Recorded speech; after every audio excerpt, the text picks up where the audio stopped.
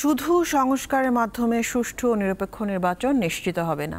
এজন্য গণতান্ত্রিক মূল্যবোধ চর্চার পাশাপাশি রাজনৈতিক সংস্কৃতির আমূল পরিবর্তন প্রয়োজন। জাতীয় সংসদ কার্যকর করতে থাকতে হবে শক্তিশালী বিরোধী দল। মঙ্গলবার সুশাসনের জন্য নাগরিক আয়োজিত আলোচনায় এসব কথা বলেন বক্তারা। আগামী নির্বাচনটা আমাদের জন্য মঙ্গলবার রাজধানীর সিরডাপ মিলনায়তনে সুজন আয়োজিত সুষ্ঠু নির্বাচন ও গণতান্ত্রিক উত্তরণ নাগরিক ভাবনা শীর্ষক গোলটেবিল বৈঠক হয়। এতে বক্তারা বলেন, কয়েকটি কারণে অতীতে বিতর্কিত নির্বাচন হয়েছে। এর মধ্যে আছে সরকারের পক্ষপাতদুষ্ট আচরণ, অর্থ ও পেশিশক্তির প্রভাব এবং নির্বাচন কমিশনের ব্যর্থতা। সুষ্ঠু নির্বাচন ও টেকসই গণতান্ত্রিক উত্তরণে আইনি, প্রাতিষ্ঠানিক ও কাঠামোগত সংস্কারের বিকল্প নেই বলে মত দেন তারা। গুরুত্ব দেন নির্বাচন সংশ্লিষ্টদের স্বচ্ছতা ও জবাবদিহি নিশ্চিতের।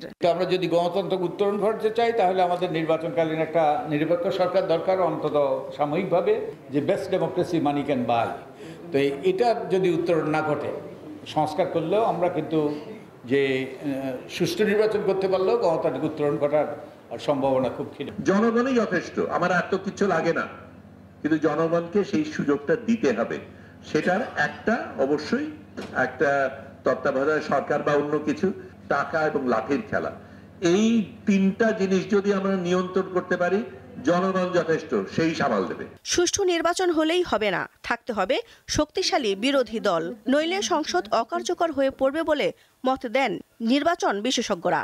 আমরা যদি টোটাল প্রক্রিয়াটাকে সিসিটিভি ক্যামেরার আওতায় আনতে পারি, যে লাঠিয়াল দমনটা 90% দমন হয়ে যাবে, যে এলইডি টিভি দিয়ে আপনি বাইরে সব কিছু স্বচ্ছ করে দিয়ে দেন, মানুষ দেখতে পাবে, কেউ কোনোদিন এটা নিয়ে আর কোনো প্রশ্ন করবে না।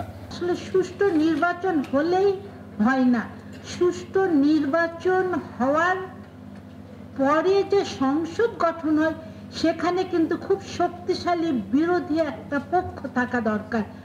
শক্তিশালী বিরোধী দল যদি সংসদে না থাকে, যে কোনো সংসদে অকার্যকর হয়। বৈঠকে নানা শ্রেণী পেশা ও নাগরিক সমাজের প্রতিনিধিরা অংশ নেন।